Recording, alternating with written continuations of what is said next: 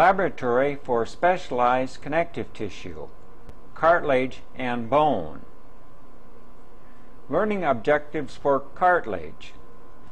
Be able to identify the three types of cartilage: hyaline, elastic, and fibrocartilage, and their subcomponents. Learning objectives for bone. Be able to identify bone tissue and its subcomponents. Begin your examination of the specialized connective tissues by examining a region of the trachea for hyaline cartilage. A piece of hyaline cartilage is shown in the field of view and is illustrated by the arrow. The connective tissue membrane surrounding this avascular tissue, the perichondrium, is shown at the pointer and is being traced by the pointer. It's that sort of dense, irregular type of connective tissue that forms a band that runs parallel to the cartilaginous plate. So it extends from about from here to here, and its external surface is going this way. It then thins and becomes this fibroelastic type of a membrane that is going to surround the cartilage block. If we trace around this piece of cartilage and move it to a different area and just trace around it, this would be the perichondrium as being crossed by the pointer, or perhaps as I pulled it down where the tip of the pointer now is indicating to about this level here. So this is the perichondrium here. And this just shows the matrix and cells within their lacunae, the chondrocytes, within this piece of cartilage. You can see, even though it's a little bit off staining, that is, it's a little too dark picking up the dye, you can still visualize this homogeneous matrix that the lacunae and the chondrocytes are found within. This little bit of staining down here is a little bit more realistic what a well-stained piece of cartilage really looks like. And we're just tracing on this side now, showing you the limit on this side of the perichondrium. So this is a piece of cartilage of the hyaline variety. Despite its unusual staining characteristics, having once traced the perichondrium and examined the cartilage piece at low magnification, examine it at a higher magnification to visualize some of the details of this particular tissue.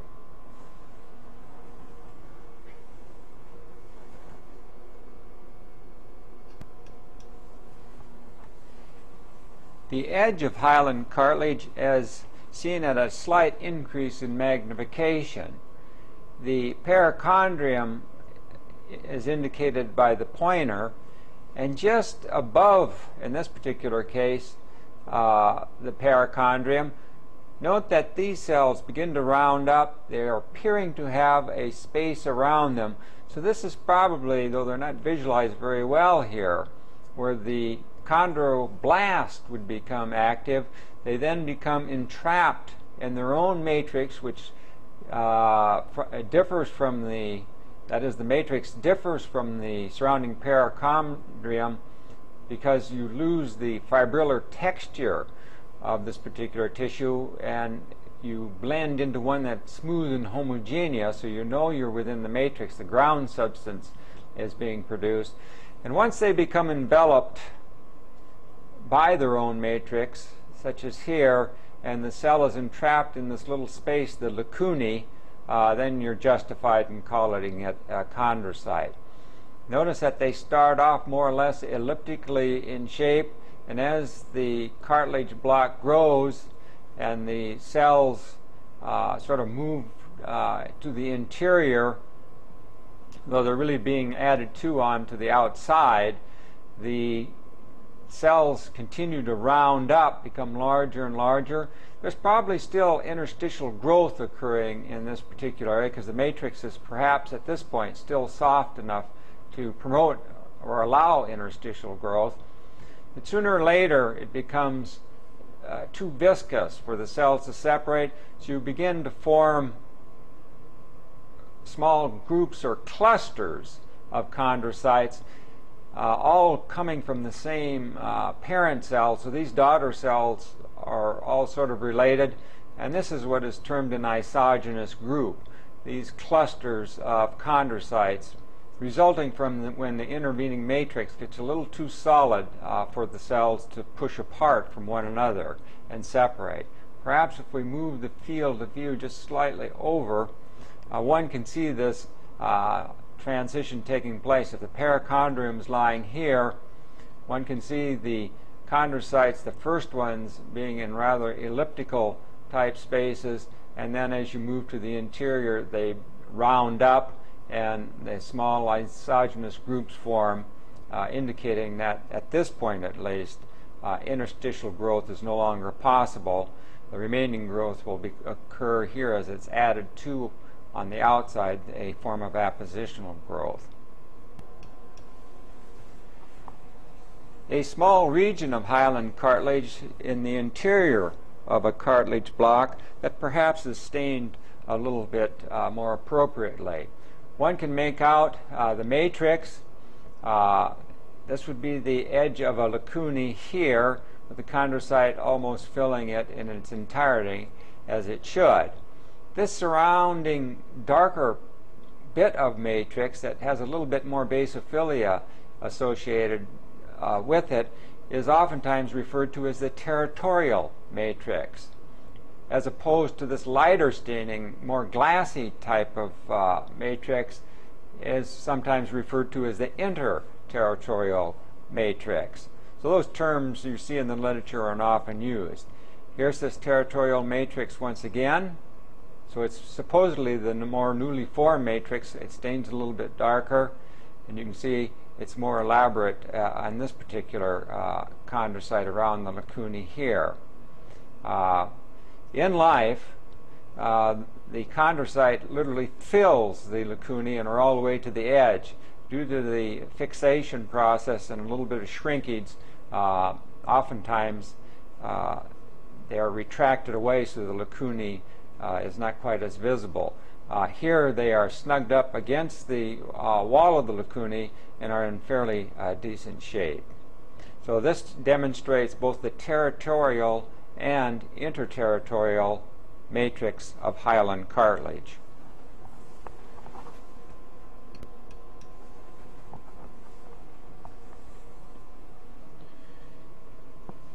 This is a relatively high-powered view, once again, of hyaline cartilage, but one stained with hematoxylin and eosin in a plastic section.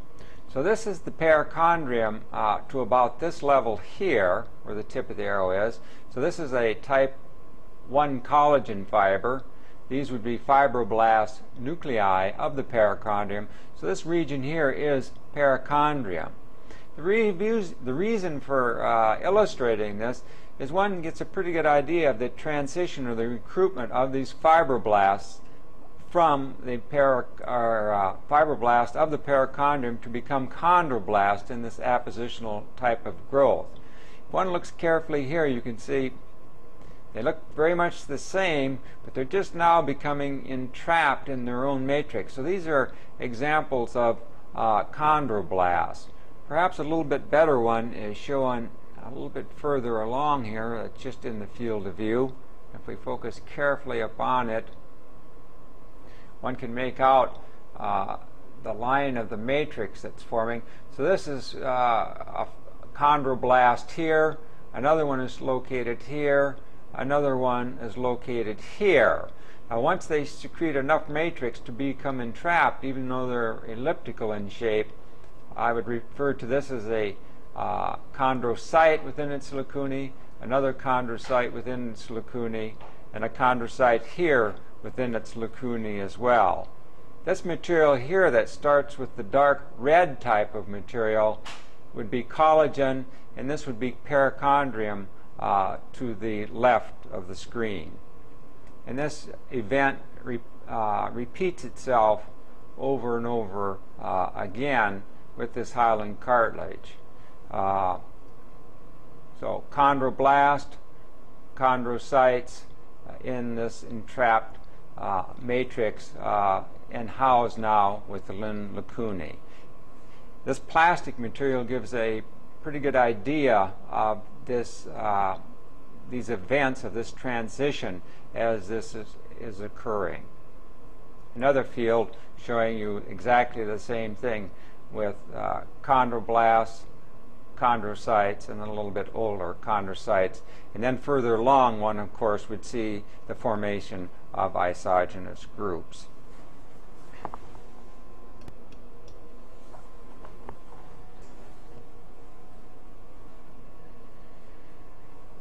This is a section of elastic cartilage taken from the epiglottis. The perichondrium is shown at the tip of the pointer and then has an artifactual separation at this particular point. But like hyaline cartilage, it'll be a block of tissue. It'll have a solid matrix of type 2 collagen and ground substance. The chondrocytes will be housed within spaces of the lacunae. Everything is very similar with the exception that in addition to the type 2 collagen, elastic fibers are also found within this particular cartilage to give it some degree of elasticity. So to the left of the field and indicated by the pointer are the chondrocytes once again, and one can make out just a little bit of a retraction here, so that is its lacunar space. And in the background, in the matrix, it becomes fairly vague or obvious, however you want to, whatever opinion you want to form, of this black, stringy type of material, which are the elastic fibers within the matrix. Now please recall that to demonstrate this particular elastic tissue, it has to be stained selectively to do so. So it requires a special preparation. The chondrocytes oftentimes look more hypertrophied, look bigger and more closely crowded together in elastic cartilage. Whether or not this is a true feature, I don't know. One can see the very tip of the pointer, the lacunar space coming in quite nicely, and one then can make out the nucleus, the nucleolus, and the cytoplasm of this particular chondrocyte. So this is fairly well preserved tissue because the chondrocytes are filling the entire lacunar space as they do in life. When you see cartilage where the cells have retracted considerably and the lacunae are retracted, are very, very obvious, I should say, that cartilage is probably very poorly preserved. Here we can see the lacunar space coming in once again at the tip of the arrow. So this is elastic cartilage, like hyaline cartilage, surrounded by a perichondrium, has a very similar type of matrix with the addition of elastic fibers, and all the other features are pretty much the same, including the beginning as matrix is laid down the outside, the more peripheral lacunae and chondrocytes will have a more elliptical shape, and as one moves to the interior of the cartilage block, as indicated by the arrow, these cells and their lacunae round up to form sort of ellipsoid or rounded type of cells and lacunae and assume that shape. So everything's the same. It may appear a little more cellular depending on the age, of course, we don't know, with the addition of the elastic fibers, which make it unique among the cartilages.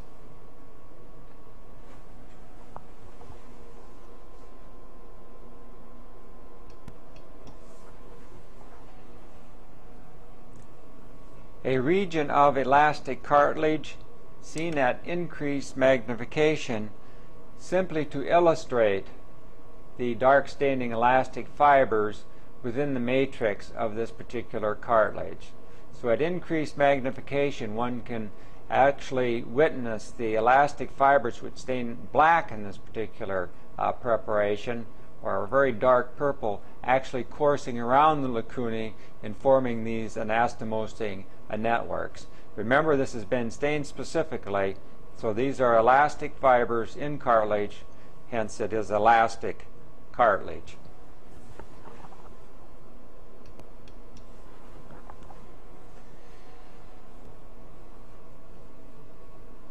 This particular field of view illustrates fibrocartilage, in which the collagen fibers are stained blue. In this particular case, most of the collagen associated with fibrocartilage, and you can see the parallel running strands of this type of collagen, is a type 1 collagen, as you would see in tendon. It looks very much like a tendon, with the collagen fibers, though they're frayed in this particular section or preparation, form a organization that looks very similar to a tendon on initial observation. But if one looks carefully at the cells, or the nuclei of these particular cells, you can see that they're rounded. They're actually lying within a lacunar space.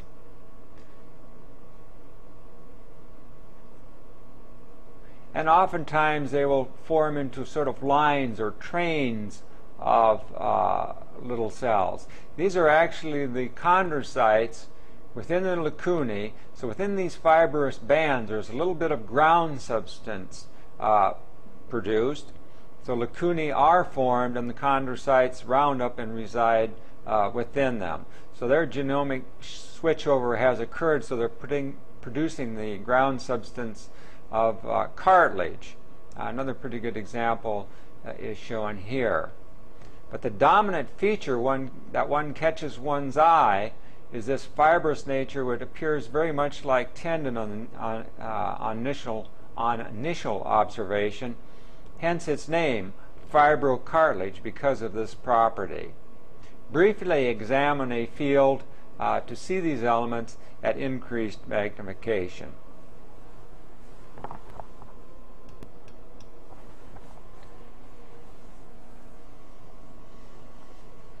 A region at increased magnification from this particular preparation of fibrocartilage. One can make out what's left of the cell, which is shrunken, and this large space here is the lacunar space, and the edge is made, it can be barely made out at that little interface as indicated by the arrow. Another is shown here, another is here. And this section is fairly thick, so one has to focus up and down through the tissue to oftentimes visualize these particular structures. If we move the field down just slightly, which initially appeared as two blobs, and you focus up and down, you can bring it up so you can see the little interface where the lacunar space is. So there's ground substance out in this fibrillar material around these chondrocytes, but it's difficult to view unless right next to the chondrocyte, where the cells were pressed up against it to make this little interphase line.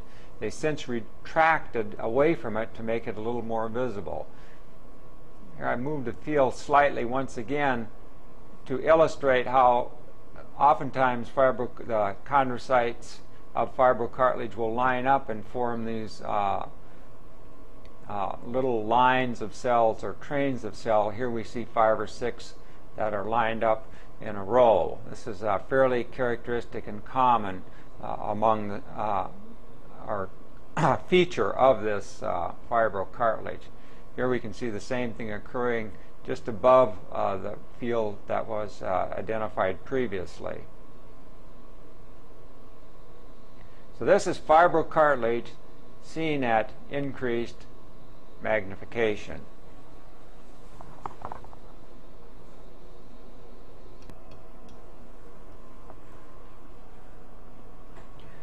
This is an additional example of fibrocartilage in a routine hematoxin and eosin preparation. One can make out the orange striped or striated appearance of collagen coming through the field, as well as this background of fibrillar material. Note that the cells are round, they are it's retracted a little bit away from the space that they were in, that is the lacunae. So that it has the appearance of what you saw in hyaline cartilage. And so what sets this aside from hyaline cartilage, as its name indicates, is that fibrous background of type 1 collagen. And here you can see or witness one of the trains or strings of these little chondrocytes in their lacunae in amongst this fibrous type of material. So this is fibrocartilage, but seen at using a routine hematoxylin and eosin preparation. And the cytoplasm and the nuclear details in this particular case are a little bit better preserved than in that in the blue preparation that was observed earlier. So this is an example of fibrocartilage in a routine hematoxylin and eosin preparation, and it's, as the name indicates, if one looks into the matrix area, that fibrillar texture is seen, which would not be seen in hyaline cartilage, and hence its name in this particular case of fibrocartilage.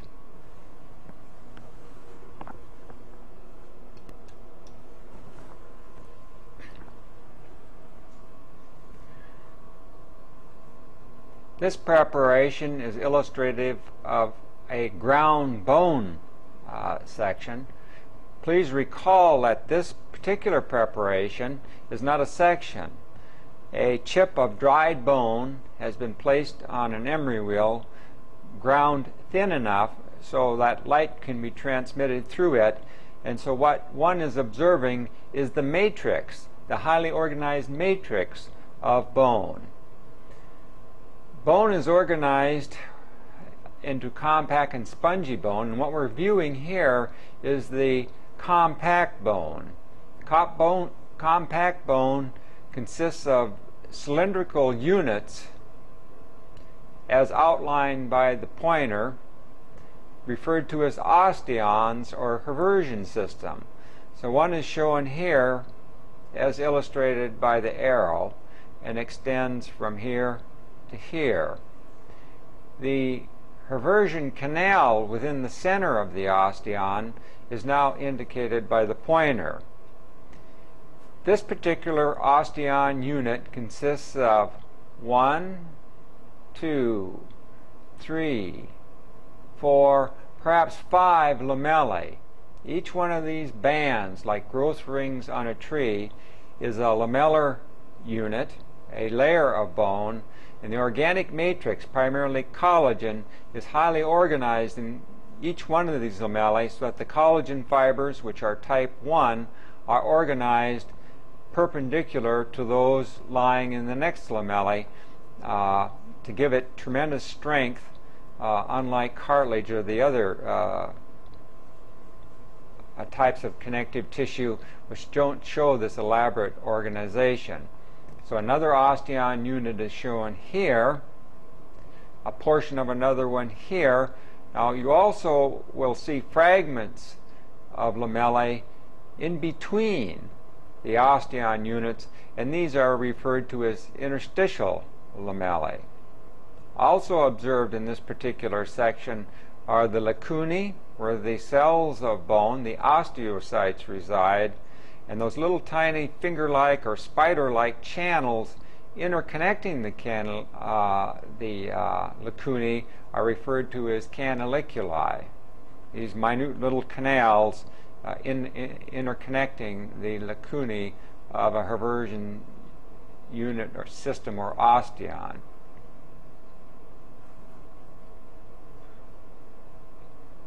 So this is all fairly typical of a ground bone section.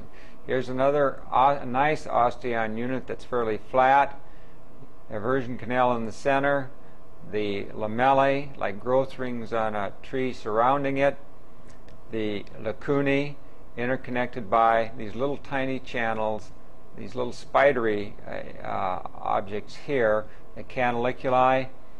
And right around this particular area where you have this lighter area that sort of limits the outer surface of the unit itself is that cement line.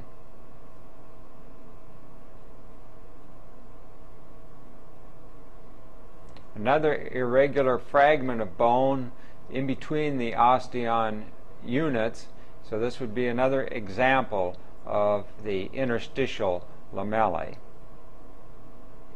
Completely surrounding the compact bone, but which is not shown here, are circumferential lamellae. So you have both inner and outer circumferential lamellae, which form some layers and smooth out the internal and external surface of bone as well. So you have three definite lamellar organizations: those that form the osteons, those that form the interstitial lamellae, and those that actually take part in forming the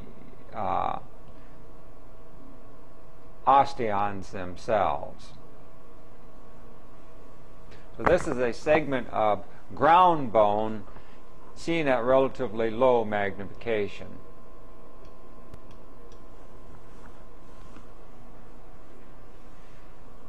This field is representative of a single osteon, so the A osteon fills the entire field of view in this particular region.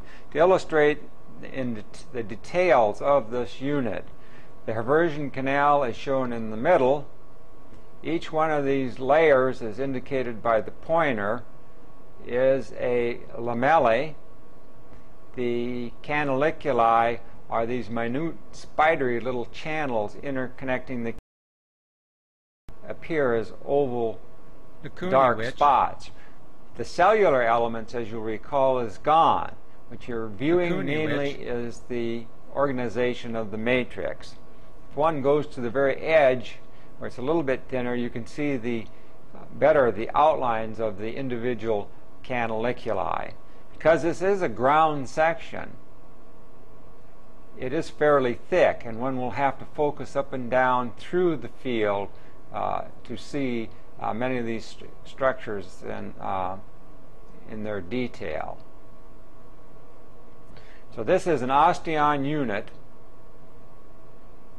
as viewed with the intermediate objective, showing you the details of the matrix.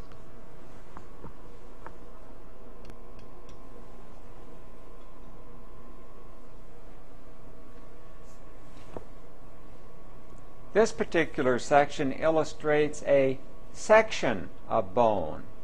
In this particular case, the first rib of a human individual was removed from a cadaveric specimen and demineralized and sectioned histologically, so a series of slides were obtained.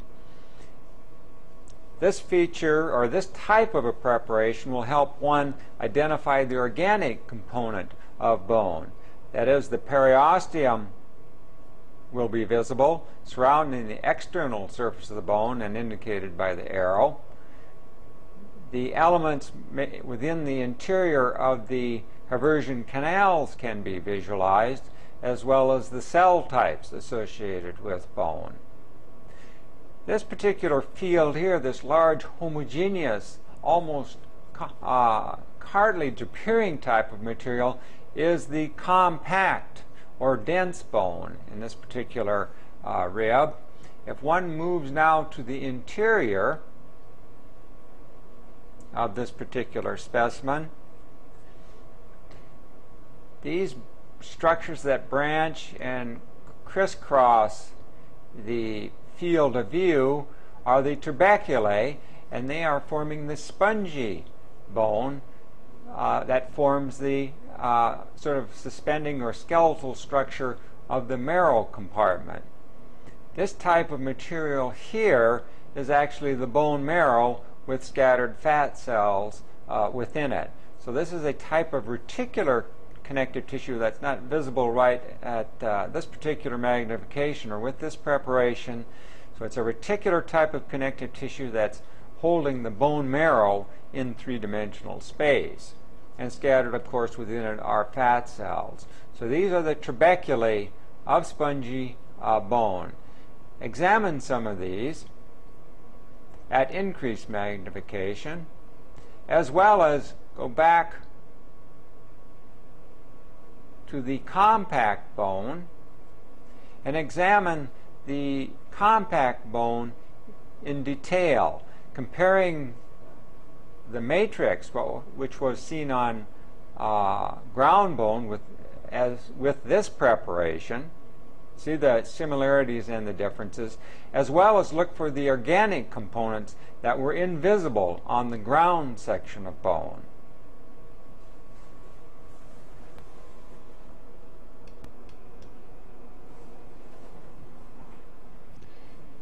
This field represents a trabeculum as seen at increased magnification. What can be visualized is the matrix, of course, which appears somewhat homogeneous in this particular preparation.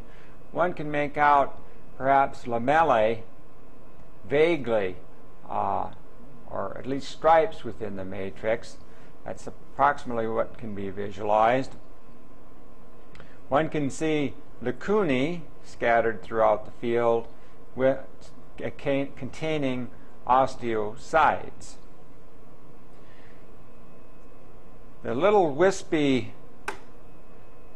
membrane that lies at the tip of the arrow is a portion of the endosteum, which is fairly thin in most preparations. One can also see a linkage of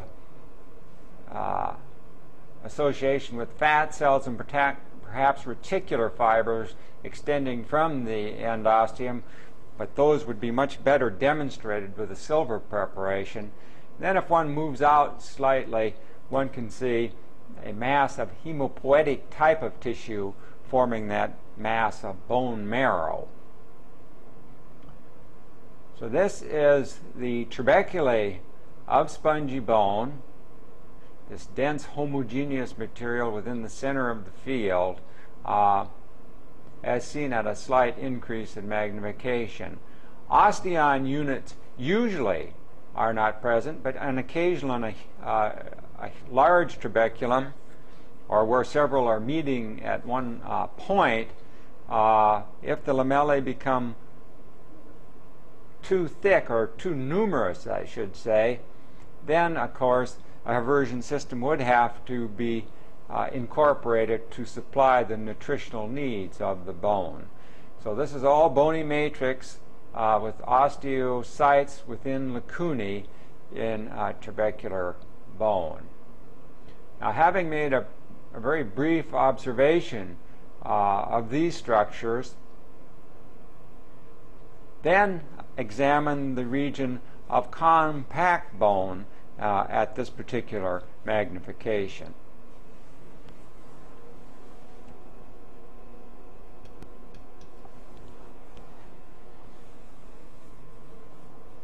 This is a region of compact bone as seen in a demineralized and sectioned region of bone.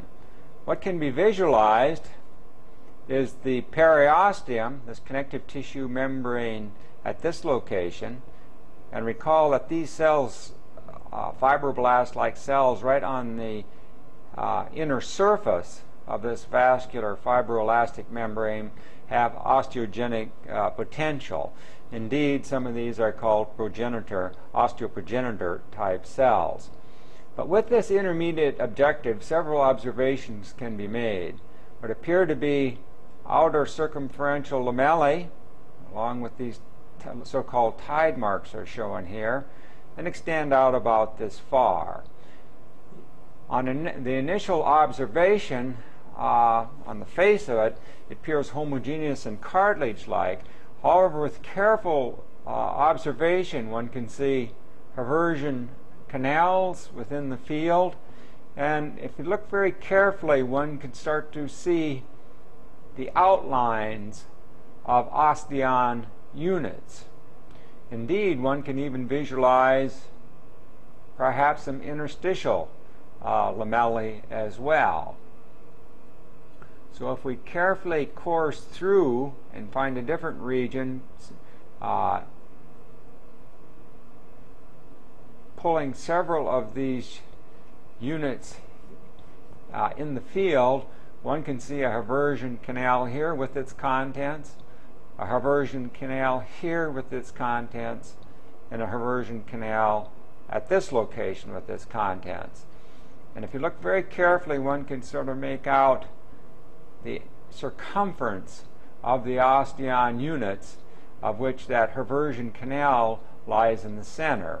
Another would be shown at this location.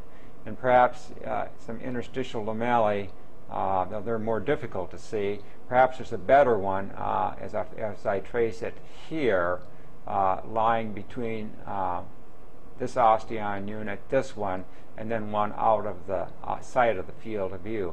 So there's a little block here that looks like it's limited by a cementing line. And if we move the field a little bit at a time and careful observation is observed, one can see the osteon units around this central Haversian canal.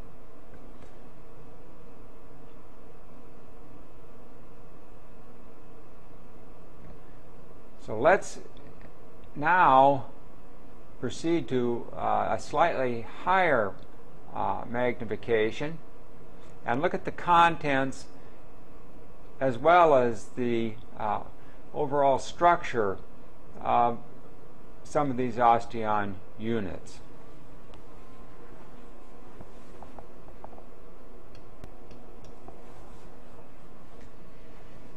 The demineralized section of bone seen at an intermediate objective power. The periosteum is located at the arrow, and a few scattered osteocytes can be seen at this in these peripherally located circumferential lamellae, the outer form that is. And careful observation, though it is not nearly as dramatic as the ground bone, one can make out the lacunae, some of which contain these dark spots, which are the remnants of the osteocytes, and then one can envision the contents of the Haversian canal. The cement line showing the boundary of this osteon unit extends approximately where the tip of the arrow is indicating. One can almost imagine and get just a hint of sort of a striated appearance around the Haversian canal, using it at its center, going from here to here. You can almost envision or see the lamellar units. So this one probably has 4 or 5. And then, of course, the lacunae, and some of which contain osteocytes. Remember, the contents of the Haversian canal, it is lined by this delicate connective tissue membrane, the end ostium, that extends up into and throughout the Haversian system and gives this region osteogenic potential for the remodeling of bone, the remodeling of these osteon units.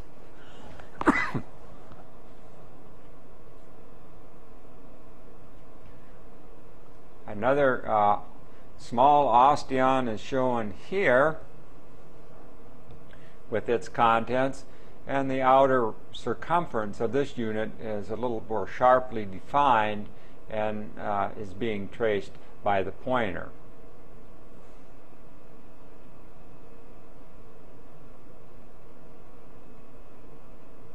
So one can see a rough outline of these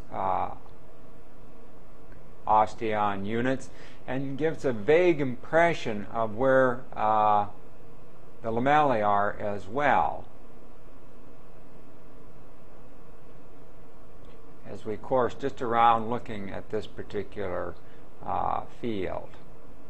Having done so, go to the high-powered objective and examine the contents of a Haversian canal as well as the lacunae, and see if one can determine or actually visualize the canaliculi within this particular type of bone section.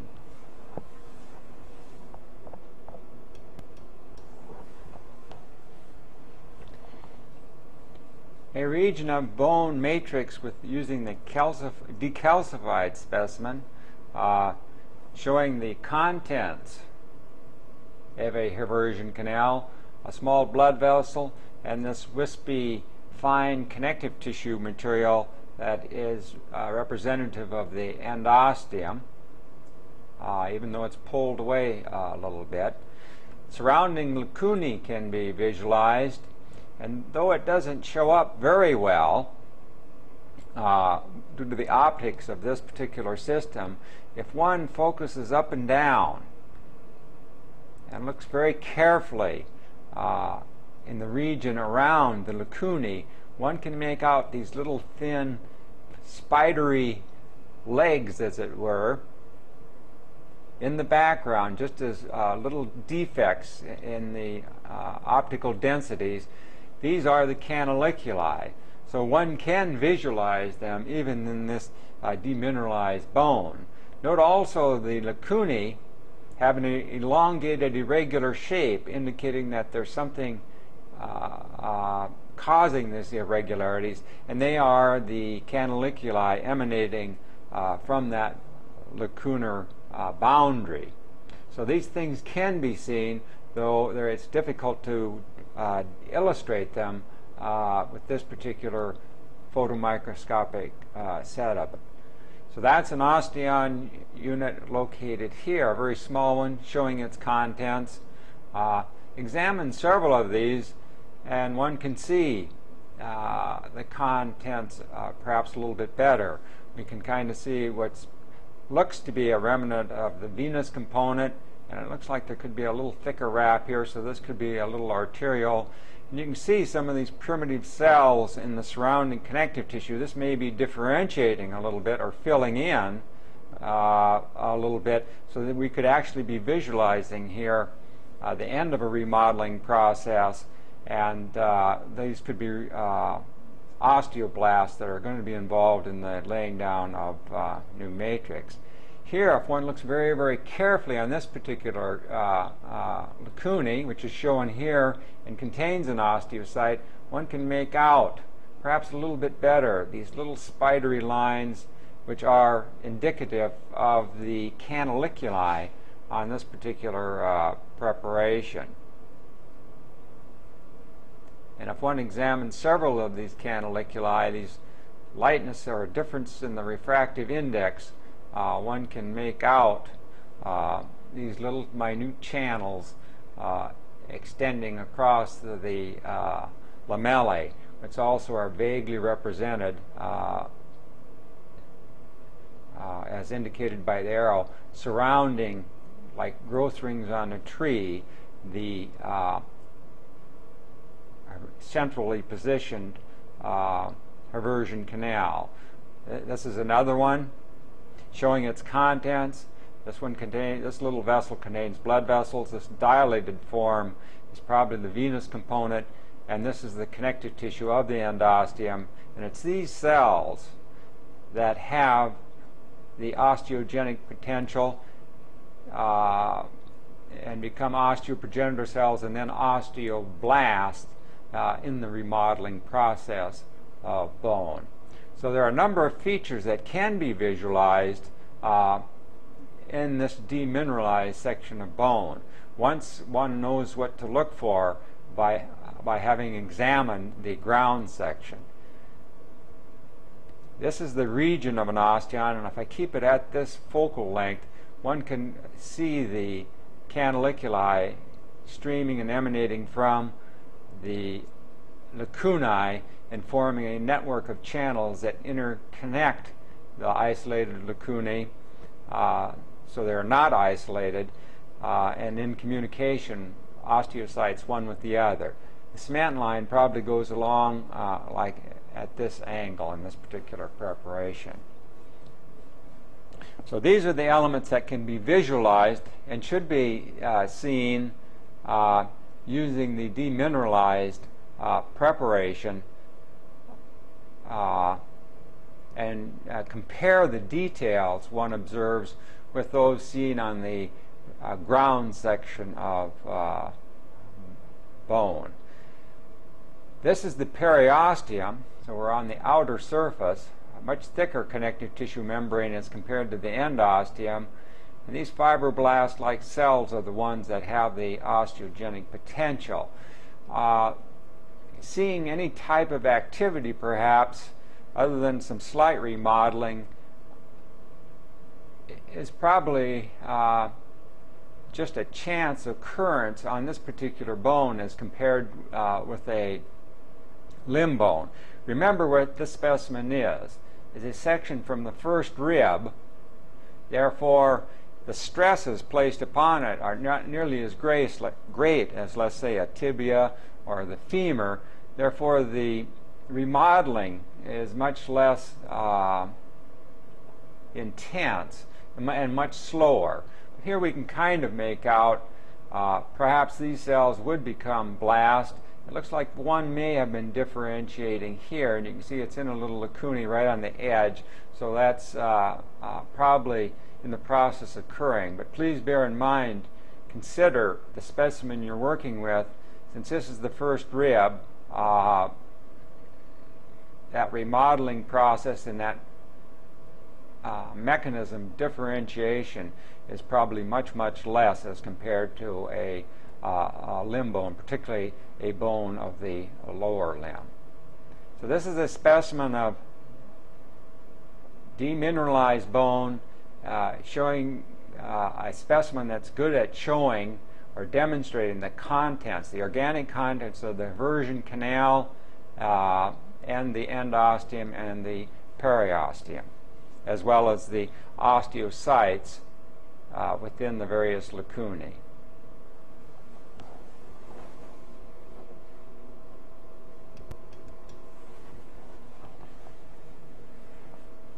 This is the interior of the bone and a short illustration of the endosteum, so a comparison can be made to the periosteum.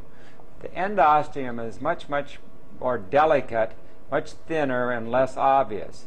It lines the interior surface of the marrow cavity. So this type of a delicate, strandy connective tissue with occasional vessels is the endosteum, this small region that's extending here. The marrow cavity would be in this region, as indicated by the arrow, and some of the hemopoietic elements are shown at the arrow at this particular location. So the endosteum lining the marrow cavity is very, very similar in appearance to that which extends up into the eversion canals. Just a very tiny, thin type of a membrane, oftentimes pulled away from the bone surface, as you can see all along here, and sometimes removed a considerable way into the marrow cavity due to processing. So this is a very delicate type of connective tissue membrane that lines the inner surface of the bone. And this is its appearance, a very delicate, hard to demonstrate type of material. You can see here it's been pulled off considerably, and it was torn off right about at this location. So this is the endosteum, that membrane that has the osteogenic potential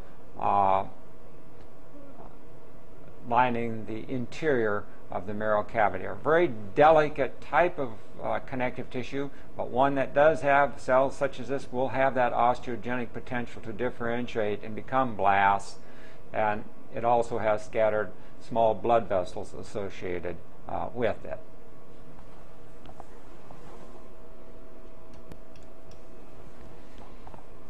This is a region of the nasal conch.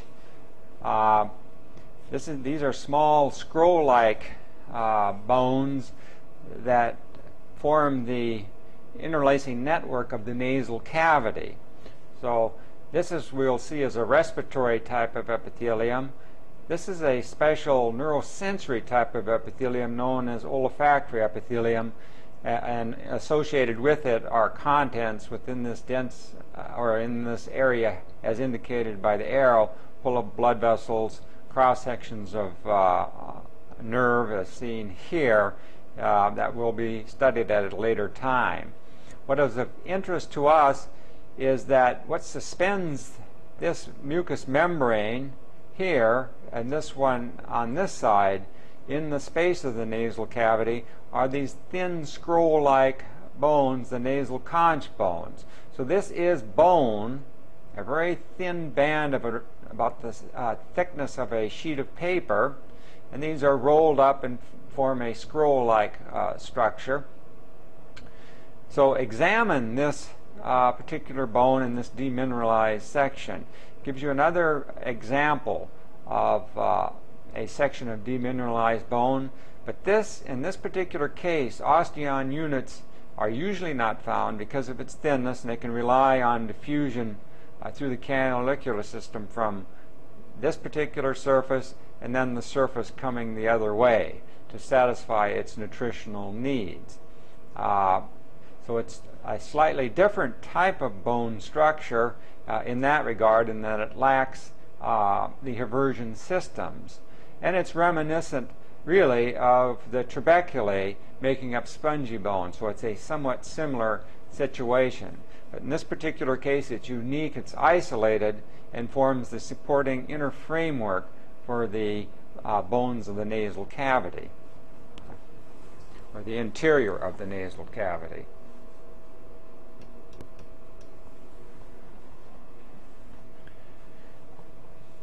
This is a section through the nasal conch bone as seen at increased magnification. So the actual bone is extraordinarily thin, and it lies from where the tip of the arrow is indicating at the moment to this particular side over here. So this is the width of that bony scroll-like bone. And it's probably made up of 3 or 4 at the most lamellae. But it does illustrate a little bit better than the thicker types of bone. This is a lacunae in the bone. Osteocyte, the cell of bone, is located in its interior. But if one looks carefully at the lacunae, note its very irregular shape, how it's pulled out, and then emanating from its surface, one can perhaps a little bit better visualize these little spidery legs going in either way, almost to the surface in some cases. These are the canaliculi that can also be seen perhaps a little bit better on this particular preparation. Perhaps this lacunae and osteocyte illustrate that just a little bit better, where it's even thinner. And this is why you don't have a Haversian system within this particular thin bone. You can see there's a major vessel right here, so this region has immediate access to the vasculature as canaliculi extend to the surface and have access to this vascular supply.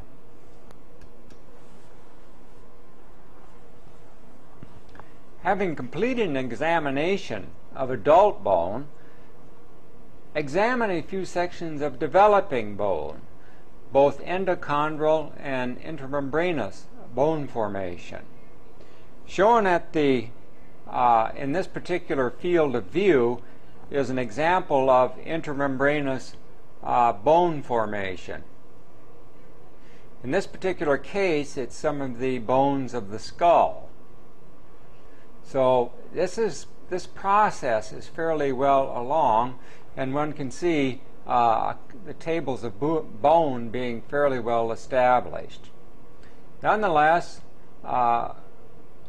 examine a couple of these larger trabeculae of bone in this preparation of intermembranous bone formation at increased magnification.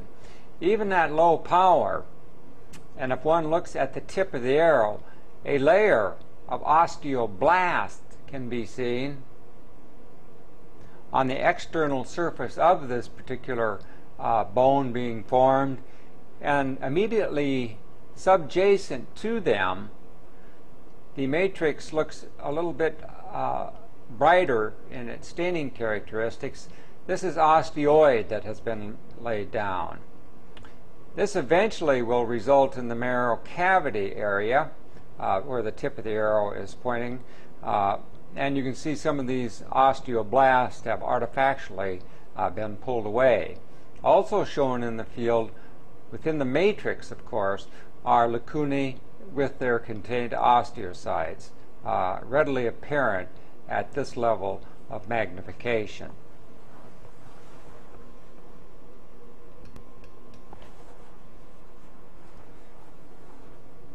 The very same region of intermembranous bone formation, but seen at increased magnification. The periosteum, which is shown here, has been stripped away artifactually, but remaining intact is a layer of osteoblasts which have assumed a very flattened appearance on the external surface of this particular piece of bone. Here we can see a cell that has become entrapped within the matrix. This would be legitimate to call this an osteocyte within the lacunae, and another is shown here. If one traces along this particular layer, there's a vessel being entrapped and surrounded. It'll probably form a primitive osteon. These cells that are more cuboidal in shape and sort of rounded up are osteoblasts, but have been pulled away from the surface. Here we can see another layer or a continuation of the osteoblast layer, and this very bright colored material is the osteoid or the unmineralized matrix.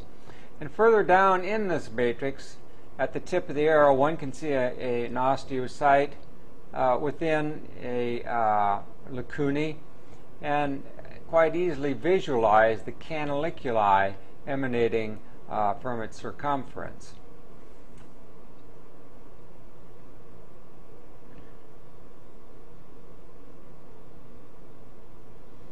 A little bit more intact layer of osteoblast shown here. In the field just beneath it, these osteoblasts have been pulled away artifactually. And as this matrix is laid down in the form of osteoid, more layers will be, or cells will be recruited from the periosteum, and it'll gradually build up from the periosteum, that is, lamellae laid down concentrically or in layers as this bony plate expands. So in this particular area, though it's fairly thick, on both sides of this little piece of bone we have osteoblasts on this layer adding to it, osteoblasts on the opposite side also contributing to its width and its formation. And here you can see newly formed osteocytes now in the lacunae, with the blasts laying down the matrix. The same phenomenon is occurring at the top of the field. So this gives one an idea of intermembranous bone formation, forming directly within the connective tissue membranes.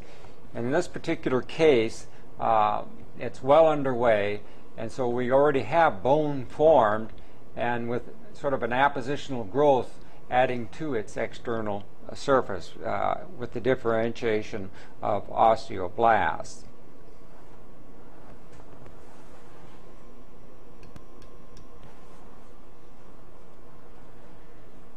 Having made the observation of osteoblasts laying down osteoid, which is preeminent on one surface of the forming membrane bone, go to the opposite surface, and one will witness osteoclastic activity.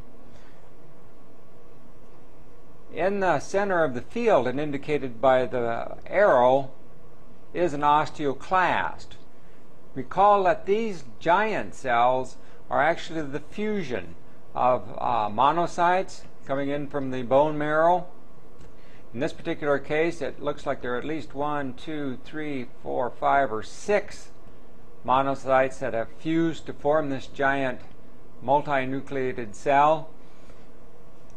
And this particular cell type is going to be involved in the resorption of bone. This little space or hollow that it lies in and is separated from slightly is referred to as Howship's lacunae. The periosteum lies to the bottom of the field and as indicated by the pointer. So as with many bones, as bone is being added to one side, it is being removed from another to, in this particular case, accommodate the expanding and developing brain, so it isn't, the bone doesn't become extraordinarily thick and trap the brain, so to speak, and compress it and not allowing it further growth.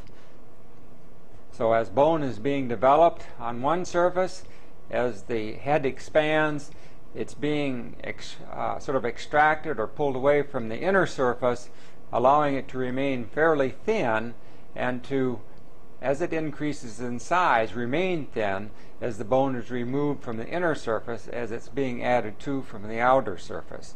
It can be sort of viewed in that way.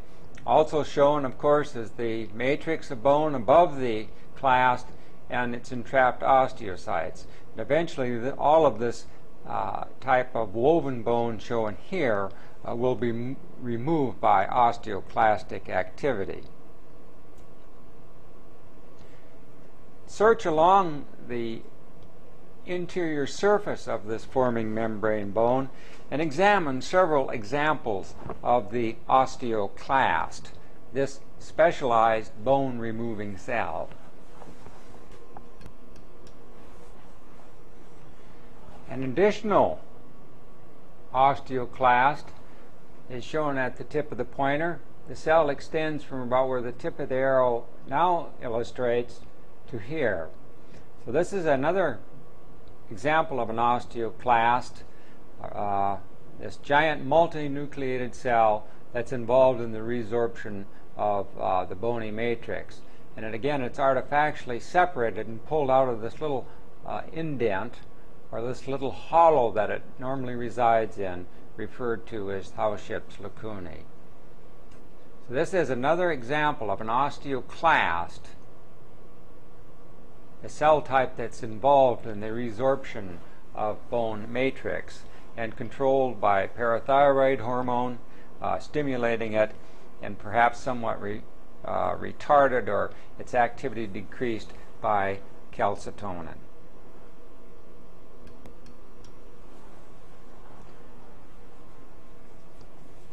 This is a field representative of endochondral bone formation, that is, bone formation that involves the replacement of a cartilaginous model that precedes it. This is a relatively older preparation of bone formation, and it's up near the epiphyseal plate, though the secondary ossification center has yet to appear. But this preparation does show, however, the various zones of endochondral bone formation in which how the cartilage model is removed.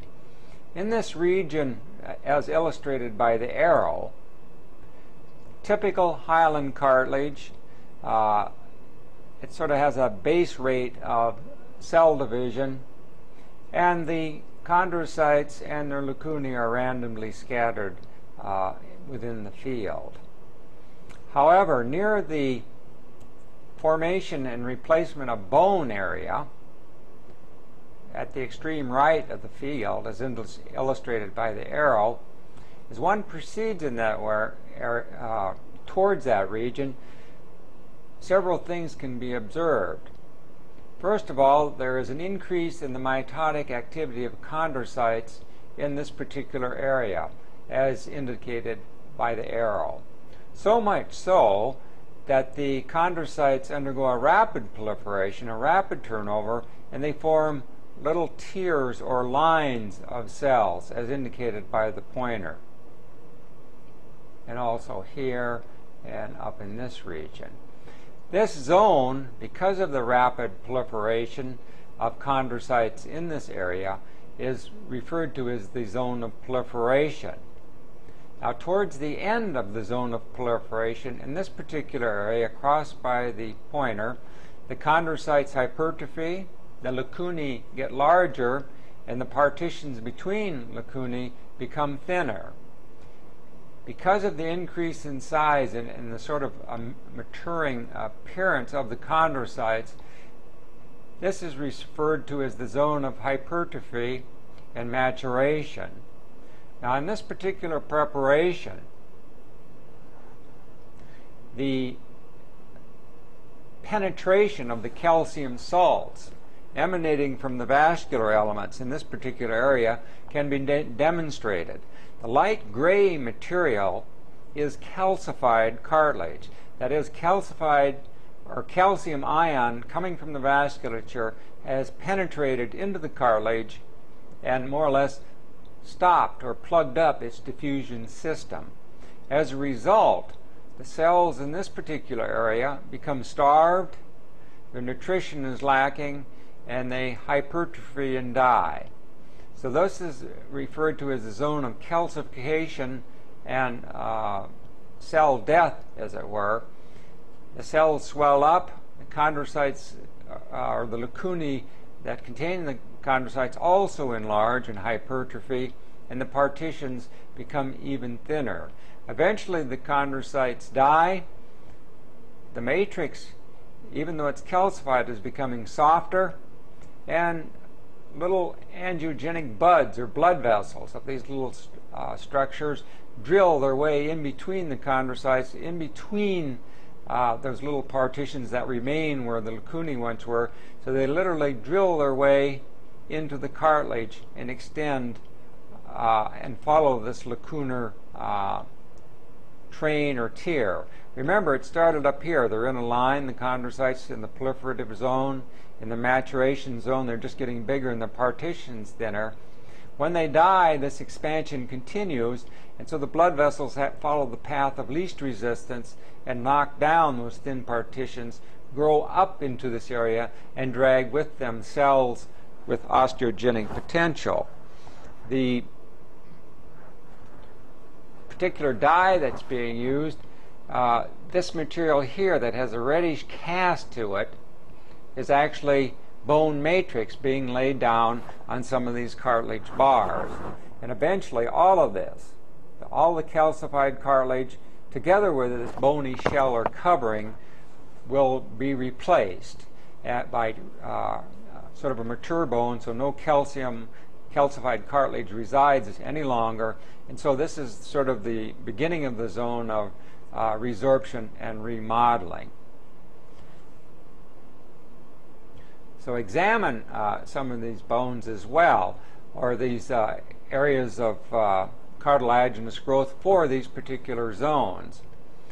If one goes down the field a little bit, this is already true bone that is formed here. Here one can see a little layer of osteoblasts at the tip of the pointer. This is an expansion of the periosteal collar that's formed, and that splint in this little bit more mature bone is formed up, holding the system together, as it were, together with the connective tissue. So the bony splint arises above that calcified cartilage zone and helps provide a degree of stability for this particular structure. And if one goes a little bit further down the shaft, and even though it's being cut more obliquely, one can make out the layer of osteoblast. In this particular case, the osteoid is assuming a salmon or a much lighter staining color. And you can see primitive haversian systems have been incorporated into the compact bone that's developing along the mid-shaft region. Here's a little vessel that has gone in. It's being incorporated into the bone, sort of entrapped, and will form the interior of one of the haversian systems eventually. And then finally we get to the cartilage in the same zonation at the opposite end of this particular bone. And the system repeats itself on the opposite side with shaft development. Endosteum would be forming here. This is periosteum, and you can see a rather remarkable layer of osteoblast, and the salmon type light staining material is the unmineralized matrix being laid down by the osteoblast, the osteoid.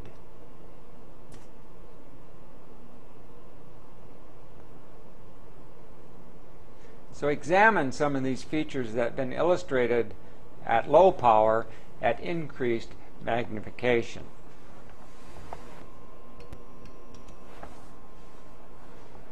This is just a small region along the bony collar mid-shaft region to illustrate the osteoid and the appositional growth in this particular area. The cartilage has been totally replaced. This is all calcified bone in this particular area, and one can see the lacunae with the contained osteocytes. So this would be an example perhaps of woven bone at this particular point in the life history of this individual. This is the periosteum as being illustrated by the pointer.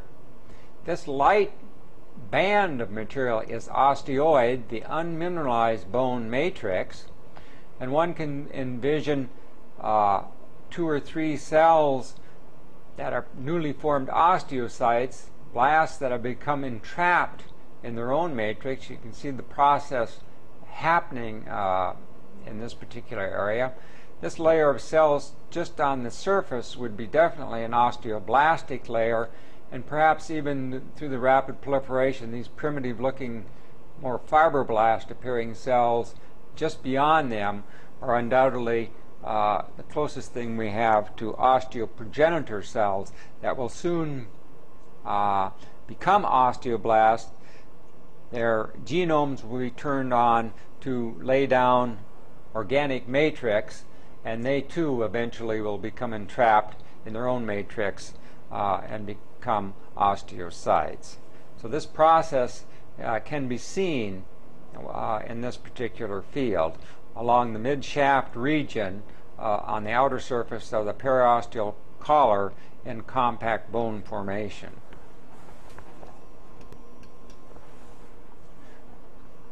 An additional region of the same type of an area, but if one looks carefully, one can see a little striping coming in, the actual type 1 collagen fibers coming from the periosteum as they're being laid down. This is how the Sharpie's fibers are incorporated into the bone and actually become part of the matrix of the bone. One gets a hint of this very light striping coming in, and one can understand perhaps more fully why this periosteum is so anchored so tightly to the bone. Actually, the type 1 collagen fibers are becoming incorporated into the matrix of the bone as bone is added to the external surface. So this is osteoid once again, a layer of osteoblast, and some becoming entrapped, and then down in this osteoid type of materials. As soon as it becomes mineralized, there's a color change, and these are definitely mature osteocytes with their lacunae in this particular area of primitive bone. And this repeats itself over and over again along the entire shaft of the bone.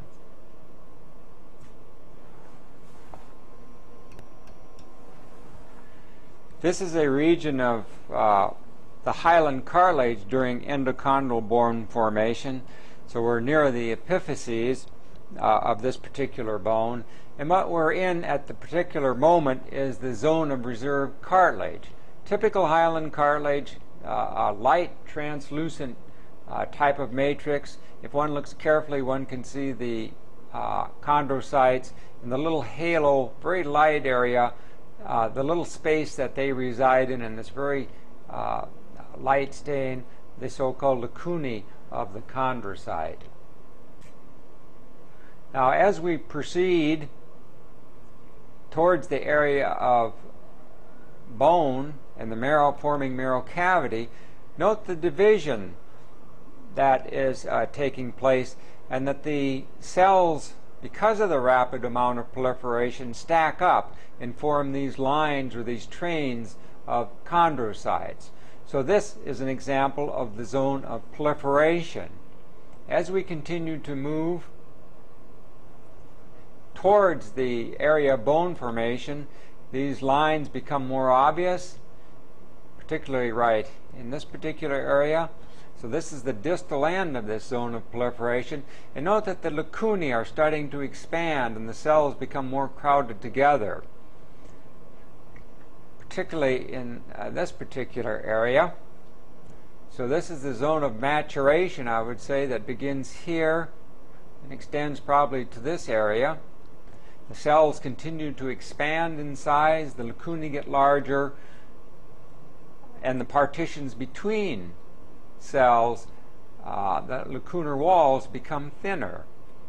As we proceed down to this area, and one will recall that this grayish color is the result of calcified cartilage, so the calcium escaping from the vasculature, as shown here, oozes out and penetrates and goes into the fluid in this very porous cartilage. Remember, cartilage relies on its nutrition by diffusion. The calcium salts then plug up this particular point of nutrition, and the cells begin to hypertrophy and die. They continue to swell.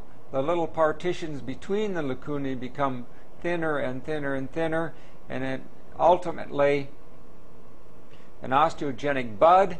These buds are little solid type structures, much like little rootlets on a tree or a plant, and actually rotor their way, grow in, break down these little partitions, and grow up and extend where these columns of cells once resided, and as they grow up, drag with them a sleeve of connective tissue that has osteogenic potential. That is, they're dragging with them the end ostia. And this repeats itself over and over again. And as cells differentiate to become osteoblasts, they then lay down bony matrix, a primitive bone matrix, on the calcified cartilage that remains, and eventually all of this will be eaten away by the osteoclastic activity as this bone is remodeled. And osteons and other cell types or other organizations of the matrix laid down.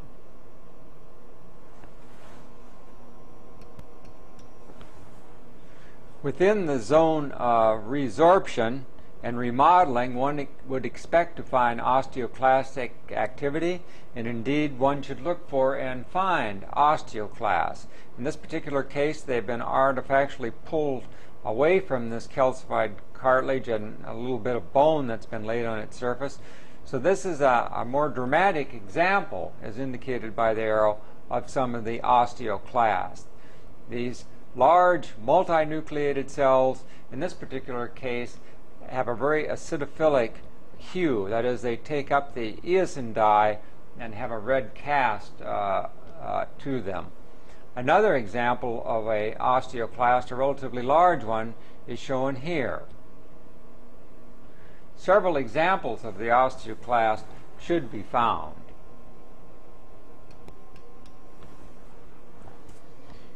A region through the zone of calcification and cell death, the zone of maturation hypertrophy, just to the left of it in this particular field, one can see the lacunae swelling up. They then begin to hypertrophy and die, expand, and then just what's left is a thin partition that remains between the cells, and which will eventually be eaten out, as mentioned before. This particular field shows these vascular buds growing up into these particular areas. So here's that sleeve of primitive connective tissue, the vessel just on the other side, and with it are osteoclast, two in this particular field, and one can see the vessel lumen then sort of widens out. One can barely make out sort of its diameter here and filled with red cells. So this is one of those osteogenic buds that are actively growing up into this area. It would perhaps go through this partition very easily push its way through these partitions and grow into this particular area. Here's another one, perhaps just a little nick through the actual bud itself, the osteogenic bud. So they're like solid little structures that grow in and then hollow out secondarily.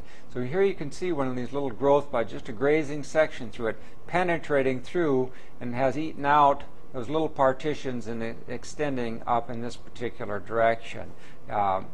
These events should be witnessed and observed on your own sections.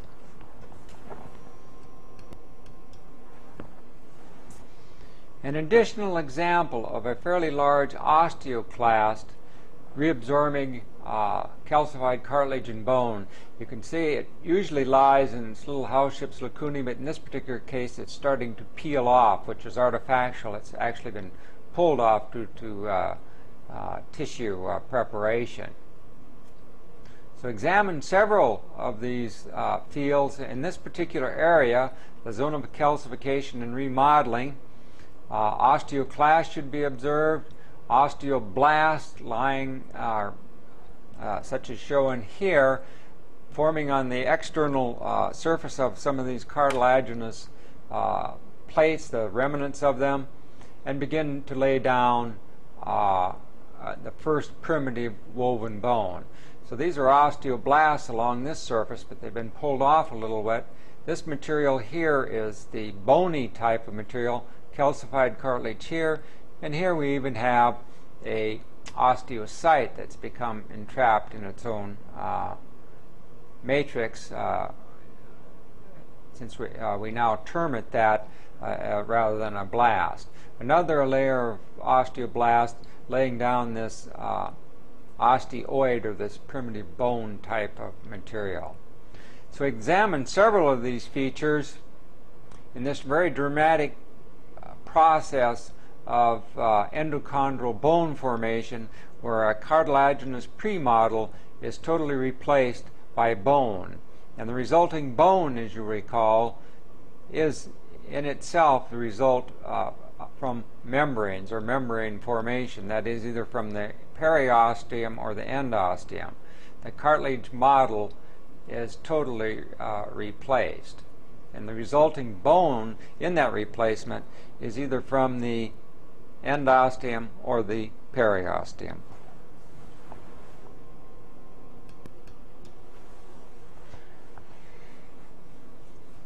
This particular field is from a human fetal finger, showing exactly the same features as we had witnessed on that other small bone in endochondral bone formation.